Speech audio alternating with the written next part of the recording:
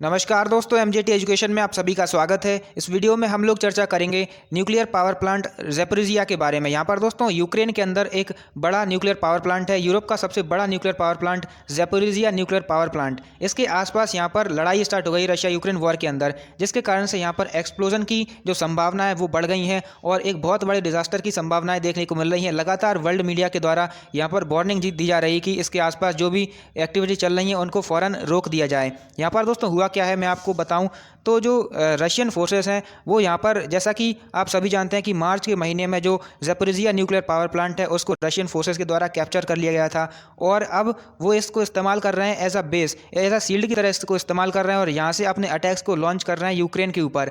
दूसरी ओर से जो यूक्रेन है वो यहाँ पर अपने अटैक्स को लॉन्च नहीं कर पा रहा है, क्योंकि दोस्तों दूसरी ओर से यदि यूक्रेन अपनी जो भी फायरिंग वगैरह करता है तो वहाँ पर बीच में आ जाता है ये न्यूक्लियर पावर प्लांट, जिससे यहाँ पर इसको हिट होने की संभावनाएं बढ़ जाती हैं, जिसके कारण से यहाँ पर दोस्तों काफ़ी ज़्यादा टेंशन्स देखने को मिल रही हैं। क्योंकि यदि थोड़ी सी भी यहाँ पर रेडिएशन लीक होती हैं तो एक बहुत बड़ा डिजास्टर हमको देखने को मिल सकता है।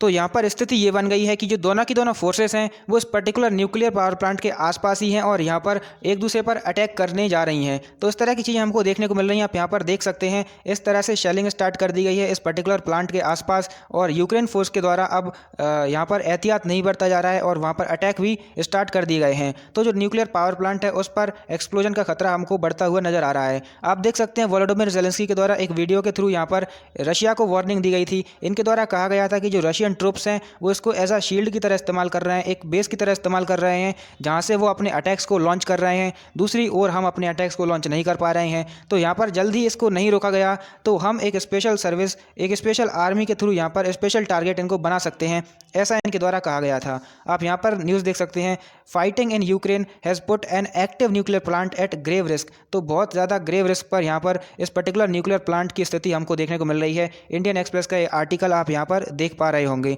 इसके अलावा दोस्तों जो इंटरनेशनल एटॉमिक एनर्जी एजेंसी है उनके द्वारा भी यहाँ पर कहा गया था कि यदि ये जो सिचुएशन है इसको कंट्रोल नहीं किया गया, यदि इन अटैक्स को नहीं रोका गया तो एक कैटास्ट्रॉफिक सिचुएशन हमको देखने को मिल सकती है। काफ़ी बड़ा न्यूक्लियर डिज़ास्टर हमको देखने को मिल सकता है। तो दोस्तों अब आगे बढ़ें वीडियो में, उससे पहले यदि अभी तक आपने एमजेटी एजुकेशन को सब्सक्राइब नहीं किया है तो आप अभी सब्सक्राइब कर सकते हैं, जिससे आपको हमारी वीडियोस की नोटिफिकेशंस लगातार मिलती रहेंगी। तो चलिए आगे बढ़ते हैं और मैं आपको बताता हूँ ज़ैपोरिज़िया न्यूक्लियर पावर प्लांट के बारे में। तो जैसा कि आप सभी जानते हैं ये यूक्रेन में स्थित है और यूक्रेन का सबसे बड़ा, मतलब कि पूरे यूरोप का सबसे बड़ा न्यूक्लियर पावर प्लांट ये हमको देखने को मिलता है। इसके अलावा यदि पूरे विश्व की बात करें तो यहाँ पर 10th biggest nuclear power plant ये देखने को मिलता है और ये यूक्रेन के जो एक्टिव न्यूक्लियर पावर प्लांट हैं, total 4 active nuclear power plant हमको यूक्रेन में देखने को मिलते हैं, जहां पर ज़ैपोरिज़िया न्यूक्लियर पावर प्लांट है वो उन्हीं में से एक है और ये सबसे बड़ा बिजली का, मतलब सबसे ज़्यादा बिजली बनाई जाती है यहाँ पर यूक्रेन के लिए। लगभग युद्ध से पहले की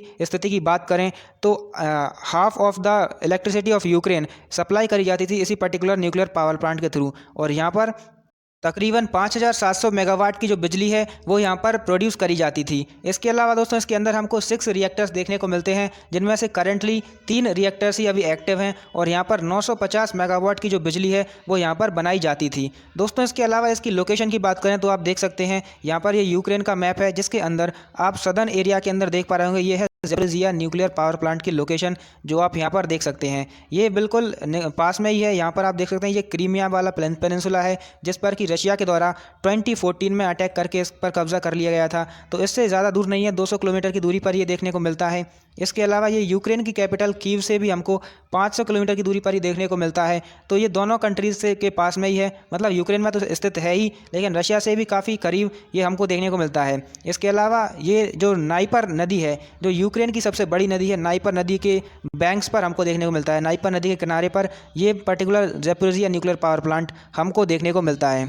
तो यहाँ पर इसी एरिया के आसपास हमको जो लड़ाई है वो देखने को मिल रही है। यहाँ पर इनका युद्ध चल रहा है, क्योंकि ये वाला जो रीजन है, जो डोनबास वाला रीजन कहलाता था, जहाँ पर लुहांस्क और डोनेस्क नाम के जो 2 रीजन्स थे जो कि प्रो रशियन रीजन्स थे, उन पर ऑलरेडी रशिया अपना कंट्रोल जमा चुका है और अब अगला टारगेट ये वाला रीजन होने वाला है। दोस्तों इसके अलावा जो यूक्रेन है उसके द्वारा लगातार प्रयास करे जा रहे हैं कि इसको वापस लिया जाए, जैसे कि उन्होंने यहाँ पर जो काउंटर अटैक है वो स्टार्ट कर दिया है, जैसे कि अब जो न्यूक्लियर पावर प्लांट है उस पर खतरा ज़्यादा बढ़ गया है, क्योंकि दूसरी ओर से यूक्रेन का भी अटैक हमको देखने को मिल रहा है। है, जिससे कि यहाँ पर जो सिचुएशन है वो काफ़ी ज़्यादा कॉम्प्लेक्स देखने को मिल रही है। क्योंकि जो खेरसोन प्रोविंस है जो कि इसी के आसपास है हमको देखने को मिलता है यहाँ पर, तो उसी को रिकैप्चर करने के लिए जो यूक्रेन है वो प्रयास लगातार करता जा रहा है। तो जैसा कि मैंने आपको बताया था कि रशिया के द्वारा मार्च के महीने में ये इसको कैप्चर कर लिया गया था, और यहाँ पर जो काम करने वाला स्टाफ है वो अभी यूक्रेनियन ही है, मतलब यूक्रेन के लोग यहाँ पर काम करते हैं, लेकिन रशियन ट्रूप्स के द्वारा इसको गार्डिंग प्रदान करी जा रही है।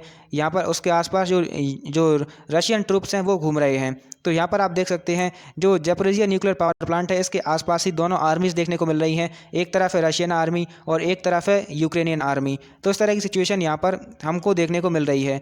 तो दोस्तों यहाँ पर रशिया पर ये ब्लेम किया जा रहा है कि रशिया के जो ट्रुप्स हैं वो इसको एज अ शील्ड इस्तेमाल कर रहे हैं, और यहाँ से अपने जो भी रॉकेट्स हैं जो भी चीज़ें हैं उनको टारगेट कर रहे हैं। इसके अलावा जो रशिया है उल्टी रशिया यूक्रेन पर ये ब्लेम कर रहा है कि वो यहाँ पर शेलिंग कर रही हैं, जबकि जो रशियन ट्रुप्स हैं वो यहाँ पर पहले ही अपना कब्जा जमा कर बैठे हुए हैं, और यहाँ पर लगातार रशिया पर ये दबाव बनाया जा रहा है कि इस स्थिति को संभाला जाए और यहाँ से अपना कंट्रोल को ख़त्म किया जाए, और यूक्रेन को वापस ये जो पर्टिकुलर न्यूक्लियर पावर प्लांट है वो यूक्रेन को वापस दे दिया जाए। यहाँ पर जो UN सेक्रेटरी जनरल है एंटोनियो ग्यूटेरेस, इनके द्वारा कहा गया था कि यदि सिचुएशन जल्द ही ठंडी नहीं हुई तो यहाँ पर एक बहुत बड़ा डिजास्टर हमको देखने को मिल सकता है। इसके अलावा दोस्तों जो G7 कंट्रीज़ हैं उनके द्वारा भी रशिया पर ये प्रेशर बनाया जा रहा है कि रशिया को इमीडिएटली इस पर्टिकुलर पावर प्लांट को खाली करना होगा, यहाँ से बाहर निकलना होगा और इसको फिर से यूक्रेन को सौंप दिया जाना चाहिए। ऐसा यहाँ पर G7 कंट्रीज़ के द्वारा बोला जा रहा है।